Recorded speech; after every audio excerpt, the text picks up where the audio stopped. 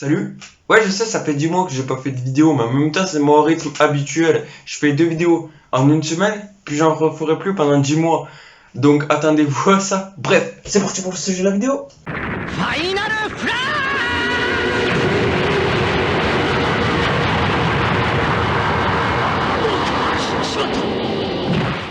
Donc déjà, commençons par savoir comment Vegeta Ozaru va tuer Son Goku. Simple, il va l'attraper avec ses mains, lui briser ses os, le laisser tomber par terre et l'écraser avec son pied. Et donc Goku trouve la mort. Juste après la mort de Goku, Krillin et Gohan arrivent sur les lieux. Gohan, furieux de voir son père décédé, débloque son fameux potentiel caché et va donner du fil à retordre en combat face à Vegeta qui est encore en forme Ozaru. Donc Krillin, en attendant, va préparer son fameux Kenzan, sa célèbre attaque, pour couper la queue de Vegeta Ozaru et qui retrouve sa forme normale. Le Kenzan de Krillin réussit à couper la queue de Vegeta et retrouve donc son apparence normale. Et là, le destin de Krillin et Gohan va devenir tragique. Vegeta va s'énerver et va du coup leur envoyer une attaque qui va assassiner et Krillin et Gohan. Ils vont trouver la mort tous les deux. Vegeta, quand même un peu amoché, apaise sa capsule et décide de se rendre sur la planète Freezer numéro 79.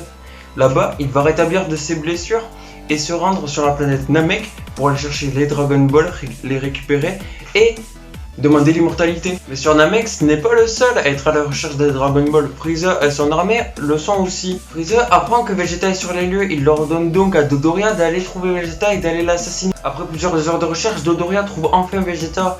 Il va lancer le combat et en même temps lui expliquer qui a détruit sa planète natale. Vegeta, qui avait alors jusque-là caché sa force, dévoile son vrai pouvoir et Dodoria est surpris parce qu'il s'attendait pas à un tel pouvoir de la part du prince Saiyan. Vegeta fonce alors sur Dodoria et va achever ce dernier qui s'était moqué de lui. Vegeta, qui a zéro Dragon Ball, décide d'aller de village en village pour trouver les Dragon Ball.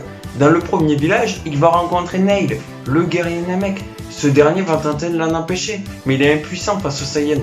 Vegeta récupère alors une Dragon Ball. Freezer en a 4, lui en a une. Vegeta décide donc de se rendre au vaisseau de Freezer, là où l'extraterrestre détient les 4 Dragon Ball. Le combat final approche. Vegeta arrive au vaisseau de Freezer, il trouve Freezer et décide de le défier. Vegeta rivalise avec Freezer première forme. Ce dernier décide donc de dévoiler sa deuxième forme. Vegeta sait alors qu'il n'a plus aucune chance de gagner, mais étant le Saiyan, il n'abandonne pas. Le prince Saiyan tente d'attaquer, mais c'est inefficace contre Freezer. Ce dernier contre-attaque donc, fait souffrir Vegeta, mais ne le tue pas. Freezer joue avec lui et se prend un malin plaisir à torturer le dernier Saiyan en vie. Freezer se prépare à envoyer l'attaque finale, celle qui va tuer le Vegeta et le peuple Saiyan. Vegeta, lui, pense au peuple qu'il n'a pas réussi à venger, à son père qu'il n'a pas non plus réussi à venger. Sur l'attaque de Freezer, le peuple Saiyan est exterminé. C'est la fin de ce peuple et c'est aussi la fin de mon histoire et la fin de la vidéo. C'est sur cette tragique mort que ma vidéo s'achève.